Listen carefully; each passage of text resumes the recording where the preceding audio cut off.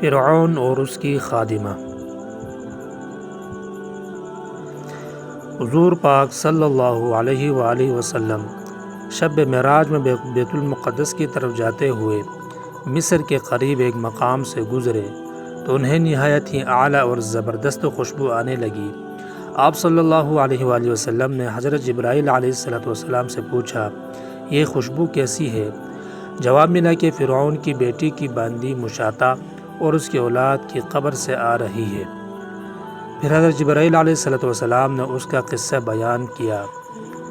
مشاطہ فرعون کی بیٹی کی خادمہ تھی اور وہ خفیہ طور پر اسلام لا چکی تھی۔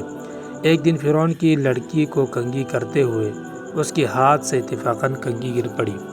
وہ اٹھانے لگی تو اس کی زبان سے بے ساختہ بسم اللہ نکل گیا۔ اس پر شہزادی نے کہا، تو نے آج عجیب سا کلمہ بولا، رب تو میرے باپ فرعون ہی ہے، تو پھر تم نے یہ کس کا نام لیا؟ اس نے جواب دیا، فرعون رب نہیں بلکہ رب وہ اللہ ہے جو مجھے اور تجھے اور خود فرعون کو روزی دیتا ہے۔ شہزادی نے کہا، اچھا تو میرے باپ کے سوا کسی اور کو اپنا رب مانتی ہے؟ اس نے جواب دیا، ہاں میرا، تیرا اور تیرے باپ سب کا رب اللہ ہے۔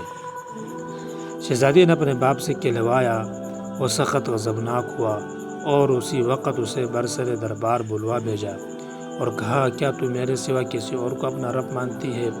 اس نے کہا کہ میرا اور تیرا رب اللہ تعالیٰ ہی ہے جو بلندیوں اور بزرگی والا ہے۔ فرعون نے اسی وقت حکم دیا کہ تانبے کی جو گائے بنی ہوئی ہے اس کو خوب تپایا جائے اور جب بالکل آگ جیسی ہو جائے تو اس کے بچوں کو ایک ایک کر کے اس میں ڈال دیا جائے، آخر میں خود اس کو بھی اسی میں ڈال دیا جائے۔ چنانچہ وہ گرم کی گئی۔ جب آگ جیسی ہو گئی تو حکم دیا کہ اس کے بچوں کو ایک ایک کر کے اس میں ڈالنا شروع کرو۔ اس نے کہا، بادشاہ ایک درخواست میری منظور کرو، وہ یہ کہ میری اور میرے بچوں کی ہڈیاں ایک ہی جگہ ڈال دینا۔ اس نے کہا، اچھا، تیرے کچھ حقوق ہمارے ذمہ ہیں اس لیے یہ منظور ہے۔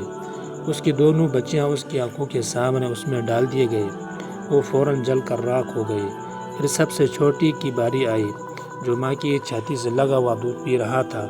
فرعون کے سپاہیوں نے اسے گھسیٹا تو اس نیک بندی کی آنکھوں تلے اندھیرا چھا گیا۔ اللہ تعالیٰ نے اس بچے کو اسی وقت زبان دے دی اور اس نے بآواز بلند کہا، اماں جان، افسوس نہ کر، حق پر جان دینا ہی سب سے بڑی نیکی ہے۔ چنانچہ انہیں صبر آ گیا، اس بچے کو بھی آگ میں ڈال دیا گیا اور آخر میں ان کی ماں کو بھی اسی آگ میں جلا کر مار دیا۔ یہ خوشبو کی مہکیں اس کے جنتی محل سے آ رہی ہے۔ سبحان اللہ۔ دوستو، اس طرح کی مزید اسلامک ویڈیوز، واقعات اور قصے کے لیے ہمارے چینل کو سبسکرائب کریں اور بیل آئیکن کو پریس کرنا نہ بھولیں، اور اگر ویڈیو آپ کو اچھا لگے تو لائک اور کمنٹ ضرور کریں۔ شکریہ۔